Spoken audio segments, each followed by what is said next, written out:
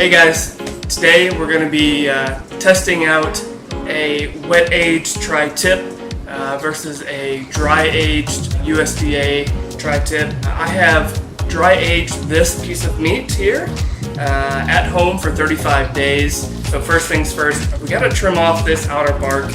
So what I'm hoping to see is some good color in the middle of this after I trim off all the bark. You can see the color coming through really nicely.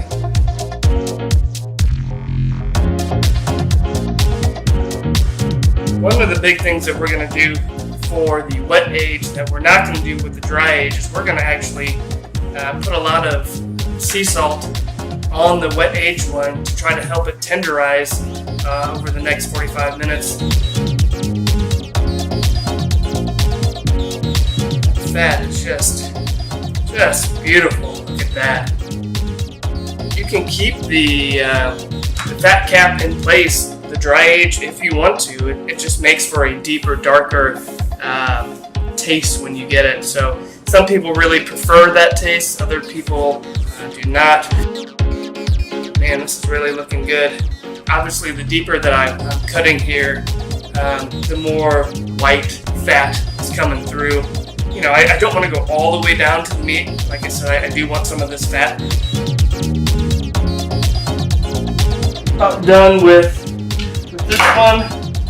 Here you go. You've got a 35-day dry age tri-tip. All right, so now it's time to put the sea salt on the wet aged one. Again, USDA tri-tip, 3.2 pounds. We're gonna season it with smoked sea salt. 6 months ago, I took a jar of sea salt and put it on a pan. I took it down to my big green egg. I smoked it for 4 or 5 hours and put it back in the jar. So anything that I season meat with to get tenderized, I use smoked sea salt. So this is pretty bloody. So what I want to do is I want to pat it down a little bit. So here's the smoked sea salt. Once we do the salt, and it sits for a half an hour, then we're going to rinse it off.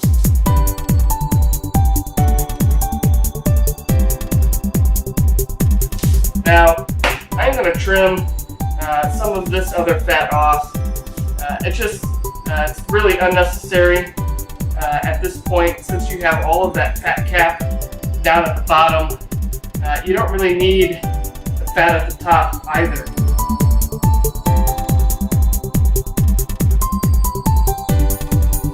It's good enough. Smoked sea salt. Hit it again. Hit it on the front. Hit it on the back. Hit it all over the place. Forget about your sides. So here it is. We've got one wet aged tri-tip. We have one 35-day tri-tip. I'm going to let these cool off, get them to room temperature. Once we come back, we're going to wash this off, and then we're going to put all the good stuff on there. And on this one as well, we're going to do equal seasonings so we can have a true taste test. So see you in about 35, 40 minutes.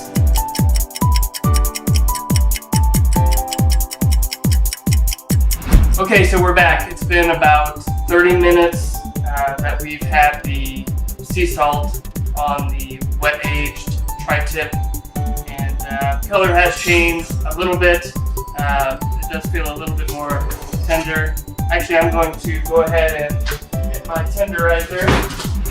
Okay, I'm gonna get my tenderizer. I'm gonna kind of just go to town on it. And again, we're not doing this to the dry aged one because the dry aging process does tenderize the meat.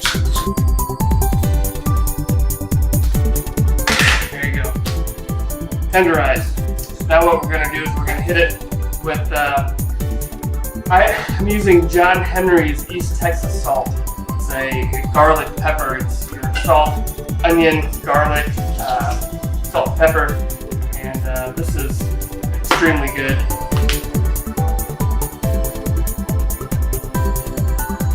So we're going to use the same seasoning for both, for the wet aged and for the dry aged.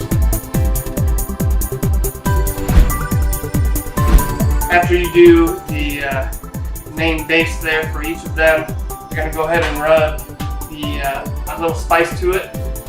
Again, we're using a Texas rub. It's called Aw Shit, and it has some cayenne and paprika in it, and pepper, and it's going to be good. After the spice, I just like to add a little bit of crushed pepper to it. There we go. So we got one wet aged tri-tip USDA.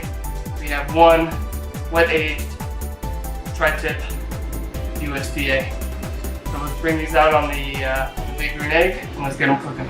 Okay, so we're out here at the BGE. We're at about 275. I'm climbing a little bit, so I'm probably gonna shut her down a little bit.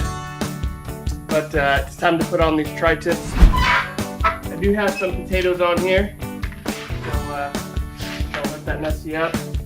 Here's the dry age first. I'm going to put it on fat cap down. And again, we're reverse searing these. So we're just going to cook them probably for about 25 minutes. So I'm going to probe the dry age one because that one's a little thinner and probably one that I'm most worried about. So I'm going to probe it here right in the middle.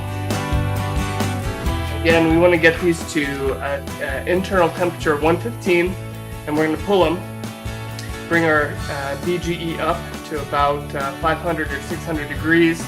We're going to sear them a couple minutes on each side, and then put them in butcher paper to rest, and then time to carve. So here we go. We're at 68 degrees internal temperature right now. So we're going to shut the lid, watch the probe, and go from there. Okay, so it's been about 20 minutes, and we're up to a temperature of 115 for the dry aged tri-tip. So let's go ahead and open this up, take a peek, see what we got. I need to really probe the other one as well to see where we're at. We're probably not at 115. Now we're still pretty juicy in there. So we're about 106 on the wet aged one. I'm gonna go ahead and pull the dry aged one because I know that one's done. I'm gonna get it in butcher paper and let it sit for probably 15 minutes. We're gonna have a little bit of a time trying to time the two of them to cut in front of you guys, but we'll see what I can do. So we're gonna let that rest here for a little bit, and then we're gonna wrap it in butcher paper while this one finishes. And then we're going to bring everything up to temperature, probably like 500 or 600 degrees. We're going to sear it, and then we'll go ahead and carve it. Drop the lid. We covered it. We're going to wait for the wet age one to come up to 115, and then we'll pull that, raise the temp, and go from there. Okay, so we're at just a little over 115 right now for the wet aged tri-tip. I'm going to go ahead and pull it, and we're going to put it in butcher paper. Woo! And then what we're going to do is we're going to bring this temperature up to 500-600 degrees. Then after that, we're going to sear it, carve it, and be done. Okay, so we are now up to 600 degrees. This baby is hot. So we got to burp it, of course, first. Woo! Okay, so what we're going to do is we're going to take the wet aged one, and we're going to do it fat cap down. We're going to let that sear for about 2 minutes, and then we're going to take our dry aged fat cap down, sear,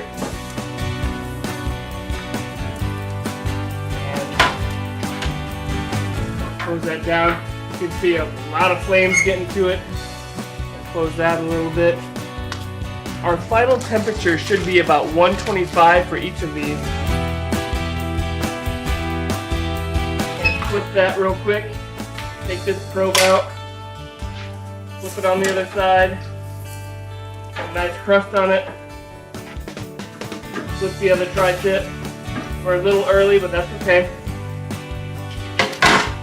Go ahead and probe that big one.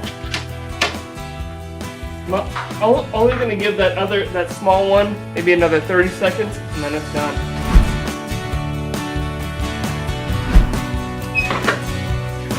So I'm going to go ahead and pull this dry aged one. I'm going to let this other one sit here for a second longer. I'm going to go ahead and take my butcher paper here. I'm going to wrap it back up. Whew, looking good.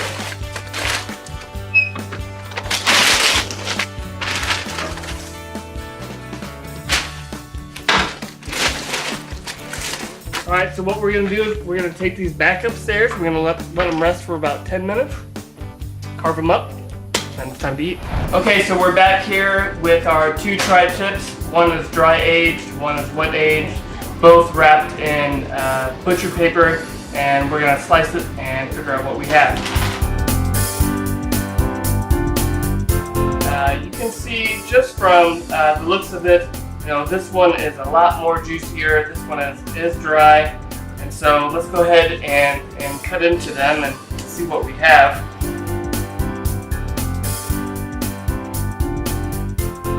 That middle of the tri-tip is really starting to juice, and you can see we are a perfect medium rare at this time for the dry aged one. So here's the dry aged one. I'm gonna let that sit here a little bit longer, and now we are at the wet aged one. Now my guess is this is going to be a little bit more rarer, but we will take a look. So I guess now what you guys are probably wanting to know is, does the dry age taste different than the wet age, and is it worth it to do the dry age process and wait 35 days? So I'm going to go ahead and taste some on camera. So I'm going to take my my center cut here of my dry age. Just going to give it a try. Definitely tender, definitely juicy. Wow, this dry age is crazy. I give it an A+ so far. Let's go ahead and taste the wet age.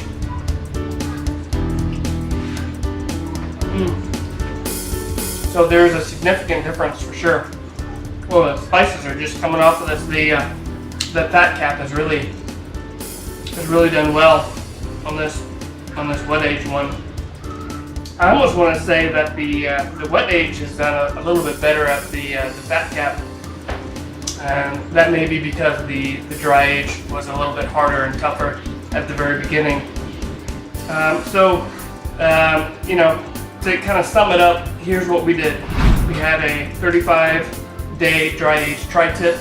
We had a wet age tri-tip, both USDA. We did them both on the big green egg at 275 degrees. We pulled them at 115. Now the dry age did cook a little bit quicker, probably 6 or 7 minutes quicker than the wet age one. That's for obvious reasons. This one's a little bit thinner. This one's got a little bit more water to it. We pulled them. We put the temperature up to 600 degrees. We seared them hot and heavy, man. We had a lot of fire rolling on that BGE. We pulled them at 125, we wrapped them in butcher paper, we let them rest for 10 minutes, and carved them up, and here's where we're at now. The dry age obviously is way more tender than the wet age, and I think is a big success for a dry aged home experience and experiment for the first time. This is my first time dry aging a tri-tip, so would I do it again? Yes. Is it worth the wait? I think absolutely. All of these juices are going to be extremely devoured here in the next 20 minutes by my family. So if you guys have any comments, please go below, or if you have any tips for me to improve on this process, please do so below, and we'll look for you guys next time. See you.